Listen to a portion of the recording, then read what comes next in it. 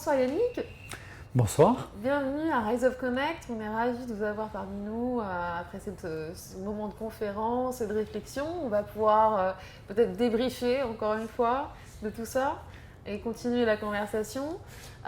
Donc avant ça, je vous présente, vous êtes slasher, hein, pour reprendre les propos de Philippe Pierre, un vrai slasher. Donc, Un vrai slasher, oui, Ouais. forcément, être slasher, ça n'a pas d'âge. Et slasher, je le suis depuis très longtemps, puisque je suis à la fois le coprésident d'ETEC France, donc cette association qui regroupe maintenant plus de 400 entreprises qui travaillent dans la tech, hein, mais aussi organisateur d'événements dans l'écosystème de la formation avec le Learning Show, et aussi expert en digital learning depuis presque 30 ans que je construis des dispositifs et j'amène une vision dans le monde de la formation. et pro blended learning évidemment, puisque Et oui, c'est le nom de ma structure, Blended Learning, parce que le blended, c'est vraiment la base, pouvoir aller prendre le meilleur du digital et prendre le meilleur de la rencontre humaine, du présentiel si on l'organise, mais l'humain et le digital sont faits pour aller ensemble, oui, ils ne s'opposent plus. ben oui, et ça, c'est une très belle transition pour reprendre les propos de Pierre-Philippe qui nous a beaucoup parlé d'humain, de recrutement, d'onboarding et fidélisation des employés. Alors, qu'est-ce que ça vous inspire Ce que nous dit Philippe Pierre, c'est vraiment la question du recrutement, elle est clé. Aller chercher les talents dans la singularité, réussir à enrichir l'entreprise en allant chercher vraiment toutes ces personnes différentes, non formatées, pour pouvoir enrichir l'entreprise. C'est une fois qu'on les a cueillis, qu'on les a embauchés, qu'on les a onboardés, le vrai défi des managers et des, non pas direction de ressources humaines, mais des services de développement de la richesse humaine, c'est une autre manière d'aller voir la DRH, c'est de les garder. Or, qu'est-ce qui va être un élément déterminant pour les collaborateurs? C'est qu'est-ce que l'entreprise va m'apporter, va m'offrir comme moyen de développement de mes compétences. À un moment donné où les compétences, on doit les gérer comme un flux et plus comme un stock, où on doit vraiment les nourrir parce qu'il faut les renouveler tous les 3 mois. Les anticiper, aller sur les métiers de l'avenir, aller sur les compétences de demain. Donc, garder son employabilité, ça c'est une obligation légale de l'entreprise. Mais le collaborateur, il attend que l'entreprise, vraiment, elle apporte des vraies réponses avec des vraies offres de formation stimulantes, motivantes, qui aient du sens, qui aient quelque chose de concret. Bien sûr. Et là, la question de la formation, c'est devenu une question centrale. Oui, Et c'est ça, une c'est vraie fabuleux. attente. Ce qui n'était pas le cas il y a 10 ou 20 ans où on ne se disait pas je vais dans cette entreprise, mais qu'est-ce que je vais faire, qu'est-ce que je vais y faire dans 2 ans? Est-ce que cette entreprise va pouvoir m'accompagner dans mon métier qui est amené à évoluer très vite? Parce que moi, dans 2 ans, je veux encore être employable et je veux encore savoir je veux pouvoir exercer, je veux pouvoir être performant. Oui. Et j'attends ça de l'entreprise parce que je ne peux pas forcément me former en dehors du travail parce que j'ai une vie et j'ai aussi des envies, des loisirs. Tout à fait. Et ça, c'est ce mix-là maintenant pour lequel à la fois l'entreprise doit donner les moyens et c'est là où tout l'écosystème en archipel dont parle Philippe Pierre, doit pouvoir répondre à la fois aux besoins de l'entreprise, qui est d'aller faire monter en compétence ses collaborateurs, d'aller développer leur employabilité, d'aller développer leur impact en termes de performance dans leur travail, mais aussi de répondre aux attentes et aux besoins des collaborateurs qui savent qu'ils vont être dans l'entreprise pendant un temps, mais ils n'appartiennent pas, ils n'appartiennent plus à l'entreprise. Peut-être ils vont changer d'entreprise, certainement à un moment donné.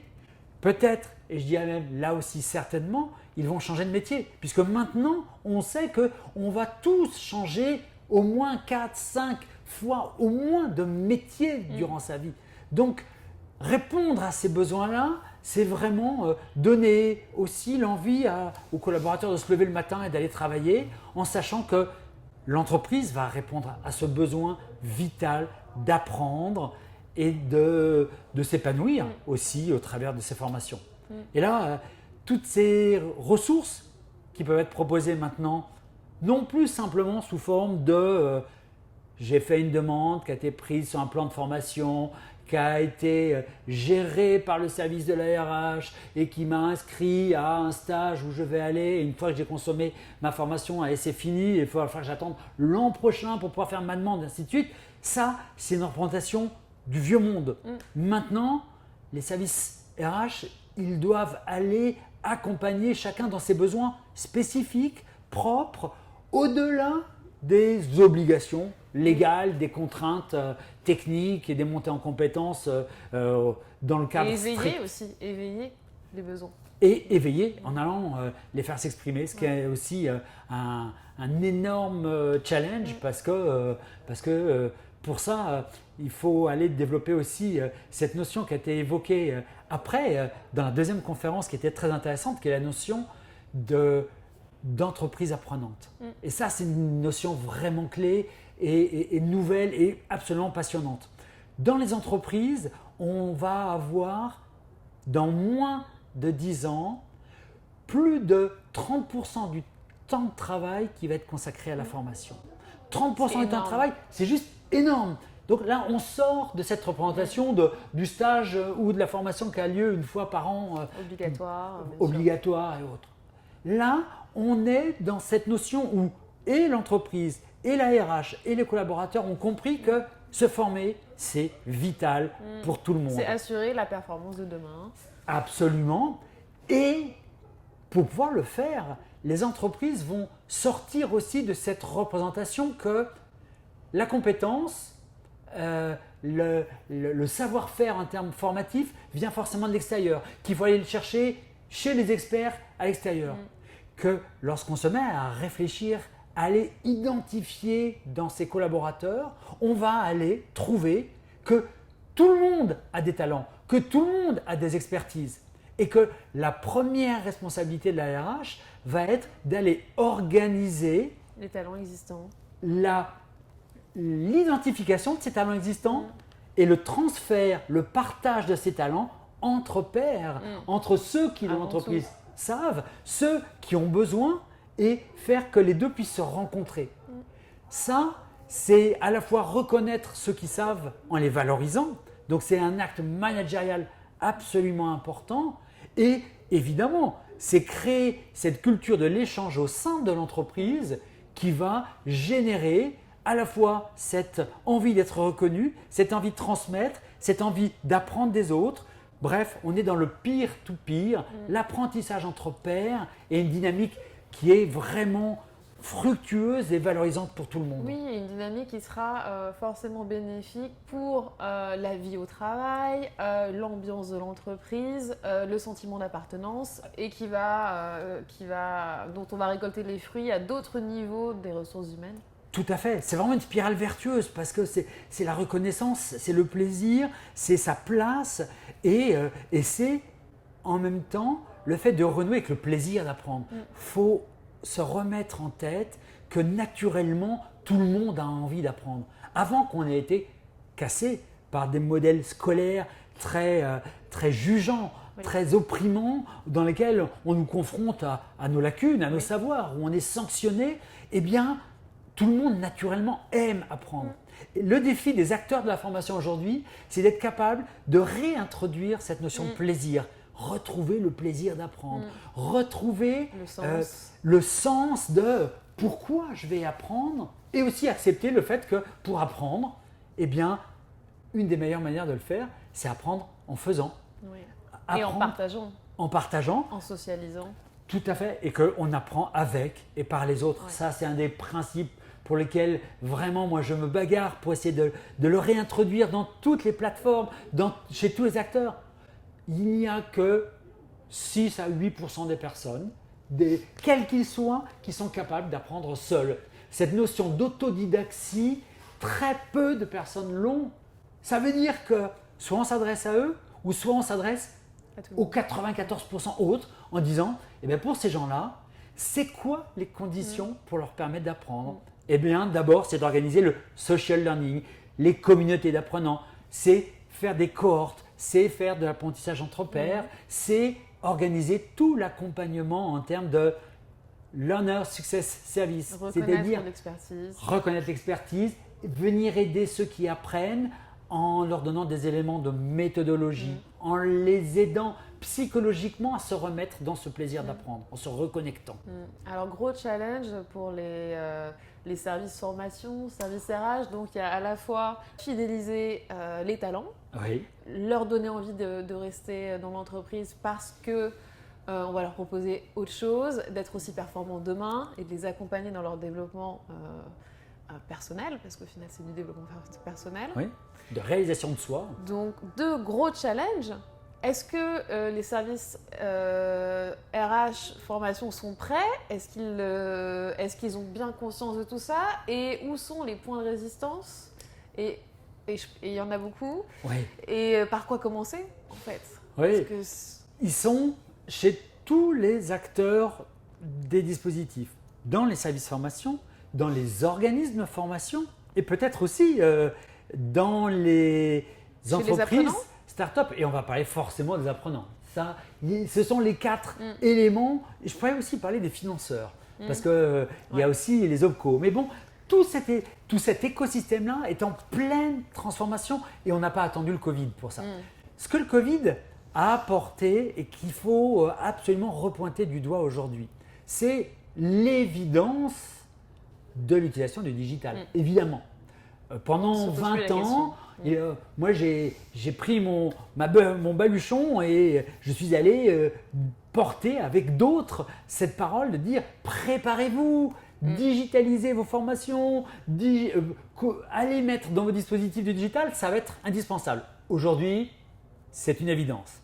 Par contre, l'autre revers de la pièce, c'est que maintenant, nous avons, je vais parler d'eux en premier, des apprenants qui disent « Attendez, si vous voulez me présenter du digital et me faire vivre encore du digital, si le digital dont vous me parlez, c'est ce que j'ai subi pendant ces 18 mois, c'est-à-dire de la classe virtuelle où j'ai quelqu'un qui parle devant une caméra, un micro et moi qui suis assis pendant 2 heures, 3 heures devant mon écran, eh bien si c'est ça, no way, ça se fera sans moi, je n'en veux pas. Quitte à ne plus être employable. Ah mais ils s'en fichent, on leur a fait vivre le pire du digital, le pire. Et on ne...